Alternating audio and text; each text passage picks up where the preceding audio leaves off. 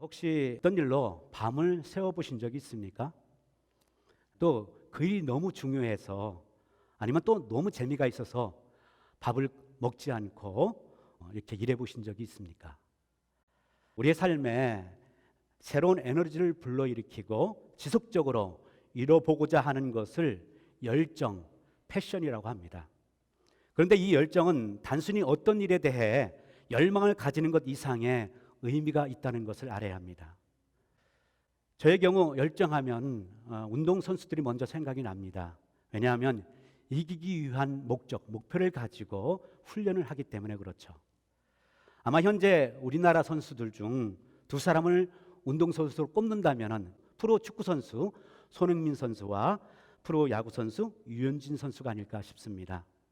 얼마 전 뉴스를 보니 손흥민 선수가 소속해 있는 토트넘 감독 조제 무리뉴가 삭발을 하고 찍은 사진이 올라와 있었습니다. 기사 제목이 무리뉴 감독 머리를 깎는데 두려움이 없었다라는 제목이었는데요.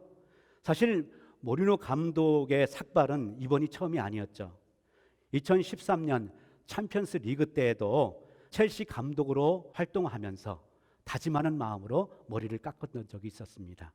그런데 이번에 다시 삭발을 한 것은 토트넘 감독으로 부임하고 치른 경기가 그동안에 시원치 않기 때문에 선수들에게 경각심을 심어주게 깎았다라고 보도가 되었던 거예요.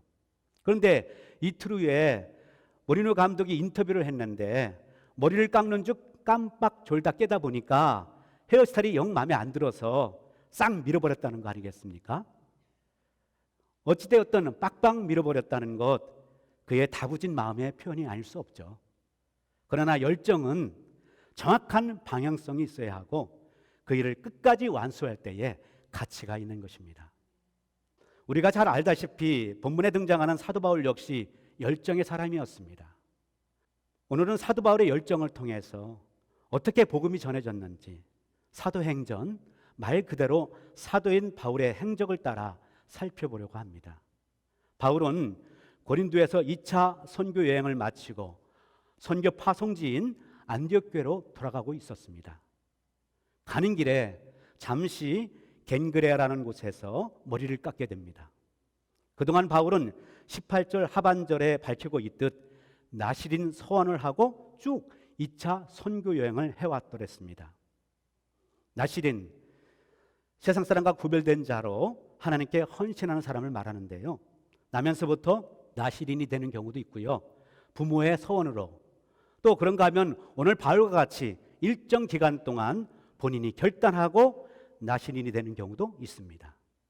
이 나시린이 지켜야 할 규정이 세 가지인데요. 그 첫 번째가 포도주를 마시지 않는 거였습니다. 그리고 두 번째는 머리카락을 자르지 않는 거였고요. 세 번째, 시체나 부정한 것에 손을 대지 않는 것이었습니다. 그런 점에서 바울이 나시린 서원을 하고 전도 여행을 했다는 것은 나름 다부진 각오가 있었기 때문이라 할 수 있습니다. 이는 1차 선교 여행 때 어려움을 경험했기 때문이라 할 수 있어요. 그러나 2차 선교 여행 역시 쉽지 않았습니다. 출발하기도 전에 삐걱거림이 있었어요. 그것은 바로 1차 선교 여행 때 무리를 일으킨 마가 요한을 데리고 가느냐 마느냐 하는 문제로 바나바와 갈등이 있었습니다. 이 갈등으로 바나바와 헤어지게 됩니다. 이렇게 바울이 한치의 양보도 없이 강경한 태도를 보인 것은 아마도 나시린 서원을 하고 시작한 다부진 마음 때문이 아니겠습니까? 어쨌든 이로 인해 선교팀은 갈라졌지만 바울은 이에 개의치 않고 소아시아 지역 선교를 하게 됩니다. 이곳에서 어느 정도 성과가 있었던 바울은 다음 장소인 에베소로 가게 되죠. 그런데 성령께서 막으시는 바람에 북쪽에 있는 비두니아로 방향을 바꾸게 됩니다. 그런데 그쪽도 막으세요. 참으로 주의 일을 하는데 이리저리 막히다 보니까 답답할 수밖에 없겠죠. 내 의도대로 되지 않고 자꾸 꼬일 때가 있습니다. 그럴 때 왜 그런지 유심히 살펴봐야 합니다. 상황, 여건을 통해 하나님의 뜻을 헤아려 봐야 하는 것이죠. 왜냐하면 하나님은 큰 그림을 보시기 때문에 그래요. 그래서 처음 정한 것을 계속 고집한다면 자칫 실패할 수 있음을 알아야 합니다. 결국 열정적으로 앞만 보고 달려왔던 바울, 왜 이런 일이 있는지 곰곰이 생각하며 기도를 하게 되죠. 그때 유럽 지역 마게도냐 환상을 보게 됩니다. 바울은 깨닫죠. 아, 하나님의 뜻이 유럽에 있었구나 하고 말입니다. 깨달은 바울은 유럽으로 발길을 옮기는데 이때 처음 발을 디딘 곳이 빌립보였습니다. 그런데 이게 어떻게 된 일입니까? 성령께서 가라 하신 곳인데 환영은커녕 감옥이 기다리고 있는 거예요. 감옥이. 바울이 점치는 여종을 고쳐준 일로 얻어맞고 발에 착고가 채워진 채 감옥에 갇히게 됩니다. 이는 어디 바울뿐이겠습니까? 우리 역시 제대로 믿어야겠다라고 했는데 가정의 문제, 또 자녀의 문제, 사업 문제, 건강 문제 등으로 뜻하지 않은 어려운 일들이 발생합니다. 그렇게 되면 아니 어떻게 이럴 수 있어 하고 의아해하게 되죠. 여기서 깨달아야 할 것이 무엇입니까? 환상 중에 성령께서 바울에게 마케도니아로 가서 복음 전하라 한 것이지 너 거기 가면 안전해, 편안할 거야, 아무 문제 없어 이렇게 말씀하지 않았다는 거예요.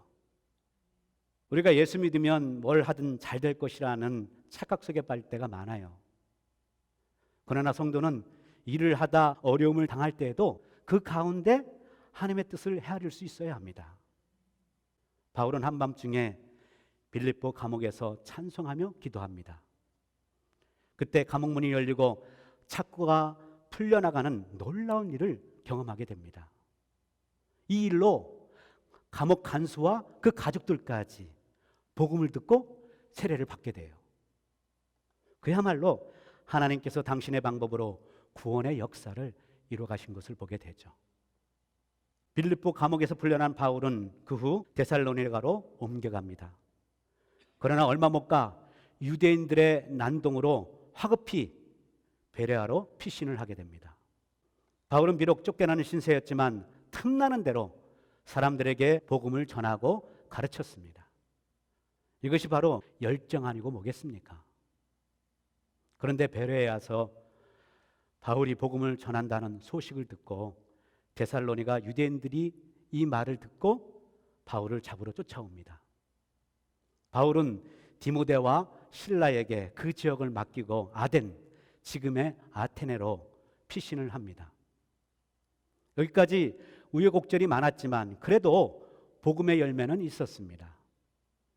그러나 거듭거듭 어려움을 무릅쓰고 고생하다 보니 바울의 입장에서 진이 다 빠질 수밖에 없죠.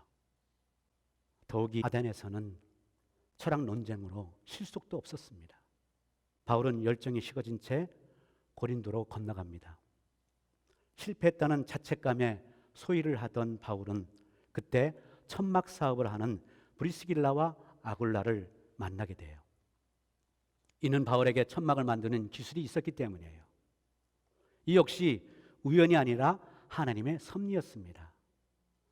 이때 바울이 다시 힘을 얻고 천막 만드는 일을 병행하면서 복음을 전하게 됩니다. 감사하게도 그때 많은 사람들이 복음을 듣고 세례를 받게 돼요. 이렇게 바울은 2차 선교 여행을 통해 유럽에 복음을 전할 수 있게 되었고요. 디모데, 브리스길라와 아굴라 등 신실한 제자와 동역자들을 만나게 됩니다. 그야말로 나시린의 다부진 결과가 또 성령님의 인도하심 따라 행한 그런 결과라 할 수 있습니다.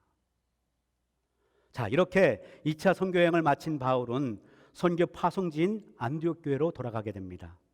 그런데 이 가는 길에 나시린의 소원 기간이 끝나 머리를 자르게 되죠. 그러나 이는 꼭 기간이 끝났다고 해서만이 아닙니다. 사실 그렇지 않습니까? 머리를 자르려면 파송지인 안디옥으로 가서 잘라도 될 수 있는 문제예요. 근데 굳이 가는 길에 왜 머리를 잘랐을까요? 우리는 여기서 바울의 심정을 헤아려 볼 수 있어야 합니다. 사실 유대인들은 머리카락을 아주 매우 중요시 여겼습니다. 조상으로부터 물려받은 일종의 명예와 자존심의 상징이라고 생각하기도 했습니다.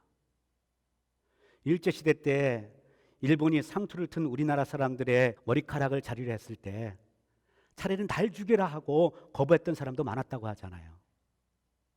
이는 그만큼 머리를 자르는 것 수치로 여겼기 때문에 그렇죠. 그런 점에서 바울이 머리를 깎았다는 것은 또 다른 결단의 표현이라 할 수 있습니다. 이는 그만큼 쉽지 않은 에베소의 사역을 생각했던 것입니다. 그럼에도 불구하고 복음을 전해야겠다 하는 결심이 있었던 것이죠. 당시 에베소는 소아시아 지역에서 가장 중요한 도시였습니다. 풍요의 여신 아데미를 숭배하는 성지로 유명한 곳이었어요. 이곳은 지난번 바울이 복음을 전하려다 성령께서 막으시는 바람에 들어가지 못한 곳이었죠. 그런데 바울이 돌아가는 길에 이곳을 들르고자 한 것은 복음을 심어주겠다는 그런 갈망이 있었기 때문이에요. 그것을 19절 해당에 들어가 유대인들과 변론했다 하는 말씀에서 우리가 알 수 있죠. 변론했다. 여기서 변론이란 복음에 대해 사람들이 질문할 때에 자세히 하나하나 설명해 줬다는 거예요. 한마디로 예수님이 누구신지, 참복음이 무엇인지 말입니다. 그런 점에서 머리를 깎았다. 이는 복음을 받아들이지 않는 같은 종족 유대인에 대한 애틋한 애끓는 마음이 그에게 있었던 것입니다. 자, 그렇게 바울이 변론하며 복음을 전하다 보니 아주 놀라운 일이 발생한 거예요. 그것을 20절에서 말씀하고 있는데요. 많은 사람들이 바울에게 더 있어달라 하면서 요청을 했던 것입니다. 이는 말씀을 사모하며 더 많은 복음을 듣고자 한 것이라 할 수 있습니다. 사실 전통을 고수하는 유대인들로부터 이런 결과를 얻을 수 있다는 것 쉽지 않은 일이었습니다. 성령의 역사와 사생 결단으로 복음을 전한 바울의 열정 때문이라 할 수 있어요. 이 결과로 많은 사람들이 더 머물기를 청하니 바울이 또 얼마나 기뻐했겠습니까? 사실 사역을 하다 모든 일이 술술 풀리고 모두가 좋아할 때 얼마나 기쁘겠습니까? 그대로 머물고 싶지 않겠습니까? 그러나 바울은 21절 이렇게 말합니다. 지금은 떠나야 한다. 만일 하나님의 뜻이라면 다시 너희에게 돌아올 것이다. 바울이 이렇게 말하는 것은 무엇보다 우선 예루살렘 교회와 파송교회의 선교 보고를 해야 했기 때문이에요. 우선적인 문제죠. 그런 점에서 가지 말라 붙드는 사람들의 손길을 뿌리치고 일어선 바울의 모습에서 오늘날 하나님의 뜻을 이야기하면서도 자신의 뜻대로 살아가는 우리에게 시사하는 바가 큽니다. 성도는 하나님의 뜻, 늘 하나님께 우선적으로 초점을 맞추고 결단해야 합니다. 오래전 기르키지스탄 의료 선교사 4분이 오셔서 식사를 한 적이 있었습니다. 치과병원을 하다가 다 적고 어린 2자녀를 데리고 선교를 떠났던 그런 가정이었어요. 안신년이 돼서 신학 공부를 하고자 미국에 들어왔던 거예요. 그때 하셨던 말씀이 기억납니다. 미국이 부족함 없이 풍족한 곳이네요. 근데 뭔가 갇혀있는 듯한 느낌이 들어 불편해요. 이렇게 말하는 거였습니다. 부족한 것 없이 잘 살던 그 가정이 이렇게 얘기한 것 들어보면서 깨닫게 됐습니다. 키르기즈스탄에서는 밤이 되면 전기가 끊어진대요. 일정한 시간이 되면 전기가 딱 전체적으로 끊어놓는다는 거예요. 그리고 겨울이 되면 너무 추워가지고 이불을 둘러 말고 이렇게 살지 않으면 방 안에서도 있기 힘들답니다. 그러면서 이분들이 하는 말이 그래도 그곳이 낙원이요 천국 같다고 말하는 거였습니다. 부족한 것 없이 살았던 그 가정이 다시 그 열악한 선교지를 이렇게 그리워한 까닭이 뭐겠습니까? 바로 하나님을 알지 못하는 수많은 영혼 때문 아니겠습니까? 저는 이것이 하나님의 복음을 전하는 사람들의 열정이라고 생각합니다. 자, 이런 열정을 품은 바울 역시 이렇게 말하죠. 하나님의 뜻이라면 너희에게 돌아올 것이다. 그러면서 그 자리에 브리스길라와 아굴라 부부를 남겨두고 떠납니다. 그러면 이 브리스길라, 아굴라는 어떤 사람일까요? 아굴라는 원래 소아시아 본도 출신 유대인으로 텐트를 만드는 기술자였습니다. 당시 텐트 사업은 지금의 첨단 사업이라 할 수 있을 정도로 최고의 사업이었습니다. 지금은 반도체 또 생화학 같은 거 여러 가지 일들을 최고의 사업으로 치잖아요. 그러나 시대와 여건에 따라서 다 사업이 좋은 곳이 다 달라지잖아요. 근데 이때는 이 천막 사업이 가장 최고의 사업이었습니다. 왜냐하면 로마가 세계를 제패하고 사방각지로 로마 군대를 보내잖아요. 야영지에 생활을 해야 되는데 뭐가 필요하겠습니까? 텐트 천막이 필요하지 않겠어요? 그러다 보니 텐트 사업은 당시 누구나 해보고 싶어하는 고급 사업이었죠. 그는 청운의 꿈을 안고 세계의 중심지 로마로 들어가서 텐트 사업을 하게 됩니다. 그런데 귀족 출신 브리스길라를 만나 그 가운데 또 결혼을 하게 돼요. 그런데 이 둘의 행복은 잠시뿐 큰 시련을 맞게 됩니다. 그것은 글라우디오 로마 황제가 유대인들을 로마에서 추방시켰기 때문입니다. 이때 아굴라의 아내 브리스길라는 고민이 많았을 겁니다. 오랫도록 로마에서 좋은 환경, 부모 여건, 고향에서 살았는데 남편을 따라 또 떠나야 되니까 쉽지 않았겠죠. 그러나 그녀는 남편 아굴라를 따라 고린도로 이주하게 됩니다.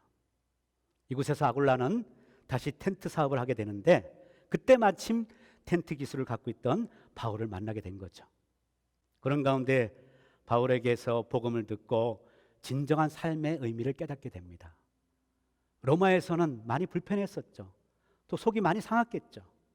그러나 그런 가운데 다시 시작하는 이들 마음에 하나님의 말씀이 전해지면서 위로와 힘을 얻게 되었고, 아, 하나님만이 우리의 기쁨이구나 하는 것을 이 두 부부가 알았던 것이죠. 자, 그렇게 그는 깨닫고 자기 집을 가정교회로 제공을 하고 바울을 도와 고린도 교회를 크게 성장시키는 데 기여를 하게 됩니다. 때가 되자 바울이 고린도를 떠나고자 할 때에 이 부부도 단호히 사업을 접고 바울을 따라 나선 것입니다. 자기들의 생업보다 하나님의 일에 더 우선시한 이들의 모습에서 그야말로 복음의 열정을 또 보게 됩니다.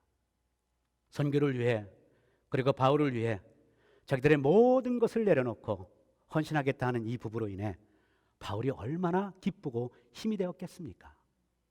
사역을 하면서 느끼는 것이 있습니다. 그것은 하나님의 은혜가 없으면 주의 나라를 이루어갈 수 없다는 거예요. 자기의 능력만을 가지고는 안 됩니다. 하나님께서 기회를 주시고 특별한 지혜와 은사를 주시고 동력자도 만나게 해주셔야 가능한 일입니다. 훗날 사도 바울은 이 부부에 대해서 로마서 16장 3절 4절에서 이렇게 이야기합니다.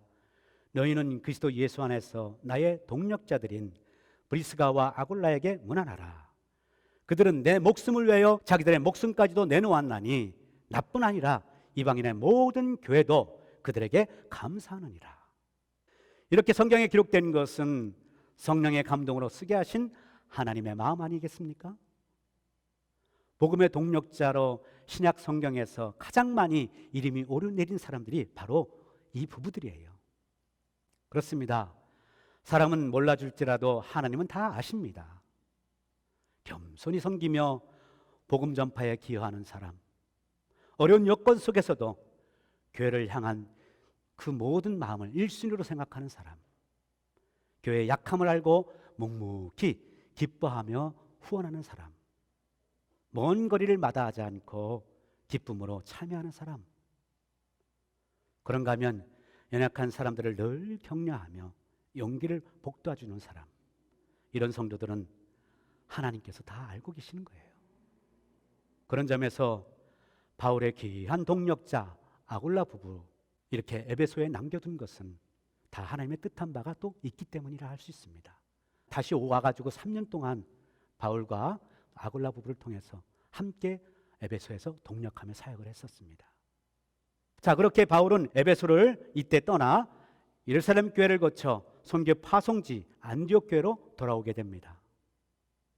그리고 선교 보고를 마치고 난 바울은 얼마 있다 다시 3차 전도 여행을 떠나게 되죠.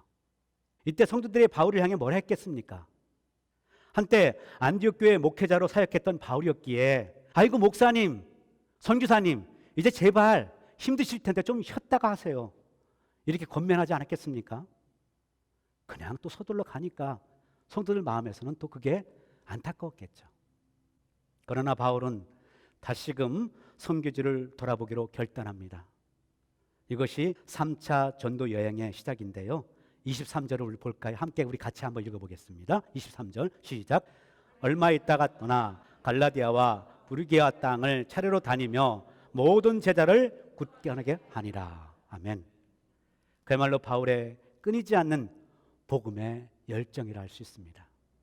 그런 점에서 바울이 2차 전도 여행을 마치고 머리를 깎았다는 것은 끝이 아니라 새로운 시작의 결단이라 할 수 있습니다. 영혼 구원의 간절함이 담은 결단이라 할 수 있죠. 결국 바울의 선교 여행의 결실이 어땠습니까? 힘들고 어렵고 실패와 좌절이 따랐지만 전 세계로 복음이 확대돼 나가지 않습니까? 이로 인해 오늘 이 교회가 들어선 것이고요, 우리가 예수를 믿게 된 것입니다. 그야말로 은혜요 감사가 아닐 수 없어요.